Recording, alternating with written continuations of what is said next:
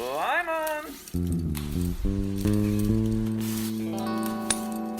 Roll!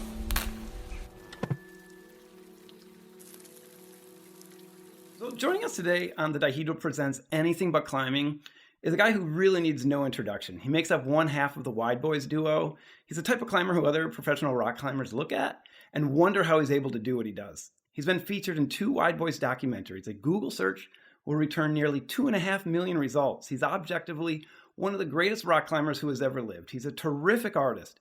He's recently released a book, Crack Climbing, Mastering the Skills and Techniques, which can be found pretty much anywhere books are sold. We have a million climbing questions for this guy, but that will have to wait for another day, because today we have 15 minutes to talk to Pete Whittaker about anything but climbing. Pete, welcome to the show.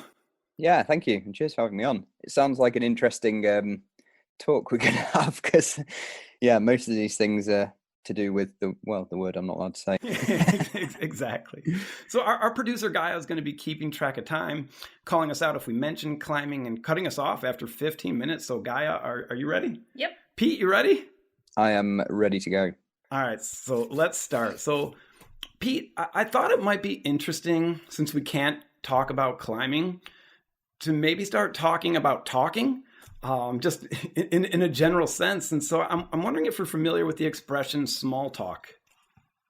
Yeah. Oh, I'm good. familiar with the expression And small talk, yeah. This is kind of the direction I was kind of thinking. Any objections, feel free to change the direction. I'm not very good at small talk. No, that's what I'm saying, right? So I thought we could try to define small talk and then give an example of it, and then like up it to maybe medium talk, and then see if we can get into large talk, whatever that is. So, okay. How would you describe small talk? Small talk, probably trying to pass the time of day with somebody who you've just met. You don't really know what to say. You're making little comments about very generic type things. That's what I'd sort of class small talk as. I couldn't agree more. As you were talking, I was kind of thinking of this, and all the things that you mentioned seem to have something that is sort of in common. They're just not personal, right? So when we're having small talk, It's like, how's the weather? You know what? I was just about to say exactly the same thing. Yeah. I was just about to say, usually as Brits, we end up discussing the weather. Well, it definitely always just starts with the weather, how misty and rainy it is.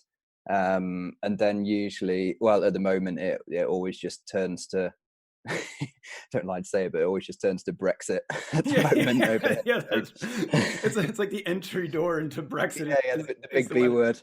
It's wild too, because weather conversations, it's not even necessarily how's the weather. Maybe for a meteorologist that's more important, but for just like everyday folks, how's the weather? It's almost meaningless. Like we're all living in this weather. We don't have to like talk about it, but it is kind of a segue into, I don't know, maybe something a little bit deeper. So yeah, small talk is kind of impersonal, waste of time. I'm really bad at it, and I'm really happy it's not a podcast about small talk. So let's move on to medium talk. If we're going to talk about medium talk, where do you think that elevates itself? Medium talk. I don't even know if that's a real expression, to be honest with you. But I've never heard medium talk before. But I guess you generally. I think you can still have medium talk with probably somebody you've just met, but maybe you're like with a bunch of friends. No, not a bunch of friends, but like you're with a friend or your girlfriend or your boyfriend or whatever, and you've gone to a party, for example, and you're all sat around the table, and then there's other people there, and then you start off with small talk, and then throughout the evening, you kind of progress to medium talk, and you might go a little bit further than just talking about the weather or your job, for example, and towards the end of the evening you've had a few drinks, and potentially you're into more medium talk things. That's how I would kind of say medium talk. I don't know, what do you think? No, I kind of agree, right? So if we can look at small talk as being just almost a waste of time, I kind of think when you go up to maybe a stranger or somebody you barely know and you say, hey, how are you? You cannot expect them to be honest with you, right? If they tell you how they're doing, I feel like that's socially unacceptable. But with a friend or somebody you're closer to, how are you is be more meaningful, right? So you and I just met, and if I said, oh, Pete, how's it going?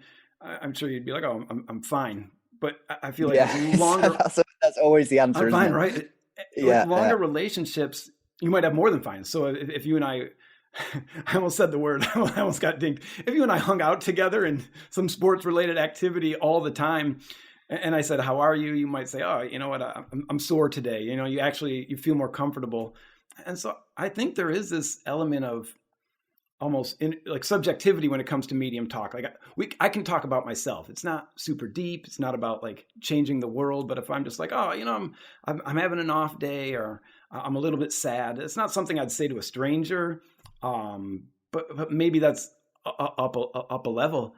I wonder what you think too. Imagine you do meet a stranger. I wonder what your reaction to this would be if you bump into a stranger and they jumped right into medium talk with you, or they were. How do you react to that? yeah. That does happen though sometimes, doesn't it? Oh, Like, absolutely. You meet people yeah, like yeah, that. it definitely does. I guess for me, I'm generally a pretty good listener anyway. So, like you say, I feel like medium talk is a bit more like on a personal level. So when somebody comes in and they're sort of like jumping into a slightly more personal level, then I would say you do sort of like take a little step back. I would sort of like take a little step back, like, whoa, okay, and then I feel like I would probably just have to, I would listen. I would just listen to them and, you know, soak it up and take it in and see see what they had to say. I think that's usually how I go about things, because I would say I'm more of a listener in conversation rather than a talker. That's just generally my personality, though, I think. It's Yeah. so interesting that you mentioned that. And immediately when you started saying that, I just started thinking about all these people who do that, who just come up to me and they're just laying on uh, the details of their life, and I'm kind of just like, oh, don't you have another? Like, okay, I guess I'll listen, but that's the response. You listen. I don't know if the right thing to do in that situation is start opening up to them. It might feel, at least for me, a little bit strange to do so. How about you? Have you ever introduced yourself like straight in with medium talk? No, No, no, same. no.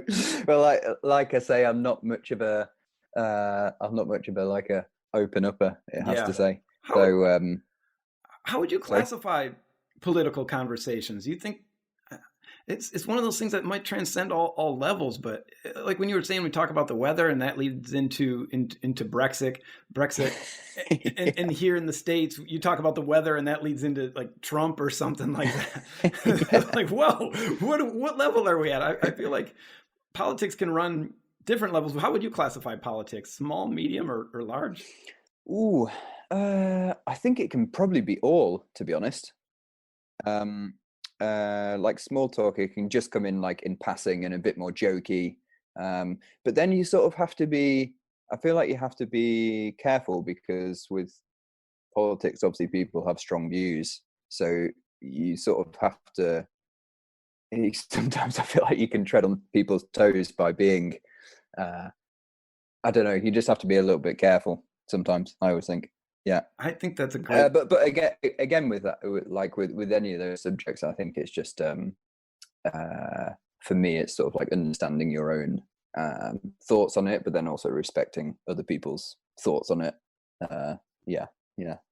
And I definitely don't jump in too deep to start with on those things. Right? It's when you don't often do it, it's shocking when it happens to you. It's almost shocking when it happens to you. Unless it's a person like you who's generally a good listener. I imagine you probably attract that out of some people. You know, sometimes people just pick up on whether somebody is going to listen to them or not. And I guess maybe not intentionally, but maybe that is more of an invitation for some people to be like, oh, Pete Whittaker, yeah, he'll listen all night long. Why don't you tell him about, like, I don't know, your medical history, or your lactose intolerance or something like that.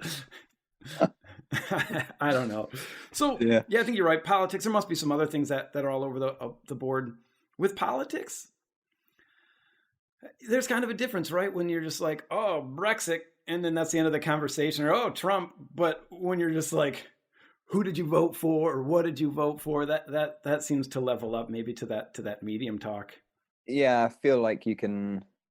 Uh, I think sometime, yeah, you. I feel like you have to. yeah, it can sometimes level up. I always find it a little bit difficult with politics stuff, because you never quite know potentially what other people's thoughts are, and then suddenly you can go from a small talk to a quite an in-depth, and you could say like personal talk, with just like having two different points of view in a way, with potentially somebody you don't really know that well. So yeah, it's quite an interesting topic in that sense of like how you can move through the personalities, I guess. No, I agree. And you know, with politics, it's interesting in the sense that sometimes you don't want to open up to somebody about that because you don't want people to necessarily judge you at all that you don't know. And sometimes people can't help but judge you. I'm definitely Mm. guilty of this as well when I think people make ridiculous political decisions. I'm just like, I don't know. I don't know how to feel about that. And I don't want people to judge me in the way that I judge them. So maybe that's why I shut up. Yeah, I think everybody makes a judgment, but that's just like based on what you think. It's not necessarily like right or wrong, I don't think. But I think if somebody tells you something and it's whether you're comfortable with it or not, you still make a judgment on that. But how you sort of show that judgment, I mean, sometimes you can just be like really quiet about it, can't you? And yeah, and other times you can, I guess you could jump on that judgment, and I guess at that point that's when it starts to level up to like your medium level conversation, doesn't it? If you kind of jump onto that judgment, I guess. Yeah. I wonder, let's step it up to, I guess we're just creating terms now. Large talk. Yeah. What do you think large talk encompasses? Big talk. Big talk. I like Big it. talk. That's better. Big talk is the way to go. Yeah. Or do you mean like, yeah, I guess because big talk could just be like big talk, like big talk for yourself, bigging yourself up. Yeah. But I guess we mean like more on a what could you call it? Like deep talk. Mm-hmm. Deep talk. Yeah. That's it. Like small, medium, and deep. Yeah. What's the question? How would I describe it? Yeah, like if we were gonna classify small talk, we kind of have as just not really personal. Maybe medium's a bit more personal, and then deep talk. Yeah. How do you think we should? I mean, I feel like this is some new ground. How do you think we should describe it? Yeah, I guess it's much more personal. You're probably talking more about feelings about things, I would say. Yeah, I would say for me it's more about the feelings that you have towards something, which could be maybe some things are like difficult to talk about in those things, or it's not like something you'd want to talk about with everybody. Yeah, I would say it's more like meaningful, and you select the people that you want to discuss those things, and with those people you might select the specific topic. So with one person you might have some deep talk about this specific subject, and then with another person that person might suit that specific subject. And it's just like you're selecting. I think that's great. I think with deep talk you kind of want it to at least feel safe, where you're able to be susceptible to other people's ideas, total lack of judgment. I think that's where deep talk really starts to fall in place.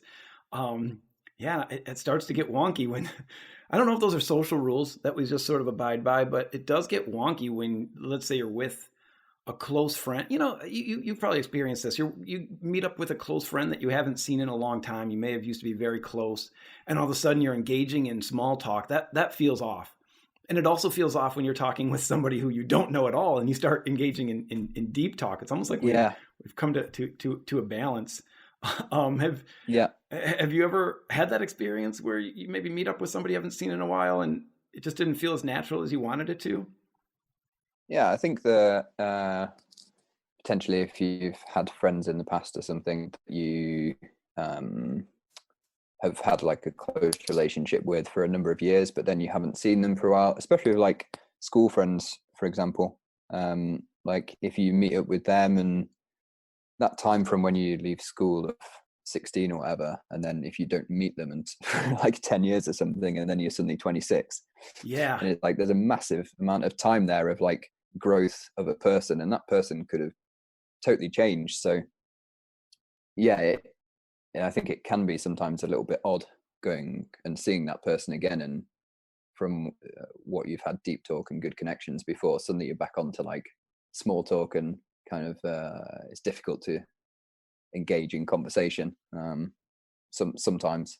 But then I think on the other hand, there's those people where you just like never lose that thing, and you haven't seen somebody for so long, but then you see them again, and that like connection with that person is still exactly the same. I think I've had both, to be honest. Yeah. Yeah. That latter, that's the best. I mean, I feel like if we had another 15 minutes, I feel like it'd be really interesting to explore just that dynamic of friendship, because having those friends that you cannot see for a long time and you come back and you just pick up just like that it's just the best. It's kind of tough to make those connections, but when it happens, it's meaningful, really meaningful. Yeah. I can definitely only think of like if I think of really good friends and friends I haven't seen for a long time, there's only a few people who I feel like that could actually happen with me. I think it's probably quite rare. I always feel like you would notch down a level, even if it's from deep to medium talk, for example. I mean, if you haven't seen somebody for 10 years, you're never gonna like start off in the whole deep talk. But I mean, I think that the progression from small to medium deep is probably with like a really good and close friend, that time scale is going to be like a lot less. It could just be like an evening, for example. So yeah, we hit 15 minutes. That's how quick 15 minutes goes by. 15 on anything minutes. But climbing. Pete, we smashed it. I feel like I could talk for another hour. Yeah, exploring deep talk would be great, but I don't want to break the commitment that we made. So no. I want to thank you for coming on and talking to us about talking. I hope it was a break from talking about climbing. I have to say that it was that was much more straightforward than I thought it was going to be. So I won't throw anybody under the bus at all. Like I would never do that. But there are some conversations that we've had in the past. It felt like we were talking for 45 minutes, and I'd look at the clock and be like, "Oh, it's been 3 minutes. Like, how are we going to get through this?" That felt like 30 seconds. I appreciate you coming on. I want to give you an opportunity to plug anything you have going on, or anything that we should look out for. If you want to tell us all like why we should be buying your book today, anything you want to say, we're happy to promote it for you. Okay. Yeah. Well, I guess the one thing, the book which I've written called Crack Climbing is sort of out and available. I mean, the reason that I wrote that book was for people like you and everybody else out there to learn about crack climbing. So it's for the people. Yeah, and I just kind of poured all my knowledge and energy into it. So if you want to learn about crack climbing, then there you go. I couldn't imagine. Give it a read. I couldn't imagine a better person to learn crack climbing from than Pete Whittaker. So our producer guy is telling me that you made it through without mentioning climbing one time. I was ticked. I mentioned climbing, so I'm going to be donating some money to a cause that you have some interest in. What's the name of that cause? So yeah, it's the Alpkit Foundation, and I'm also a trustee for them. Awesome. And they're a non-profit in the UK, which basically help disadvantaged people get into the outdoors, pretty much. Super proud to be able to donate to them, Pete. Pete, that's it. Maybe we'll get a chance to talk to you sometime in the future, but for today, thank you for coming on. Yeah, no, thanks for having me. That was really good. That was interesting. Thank you.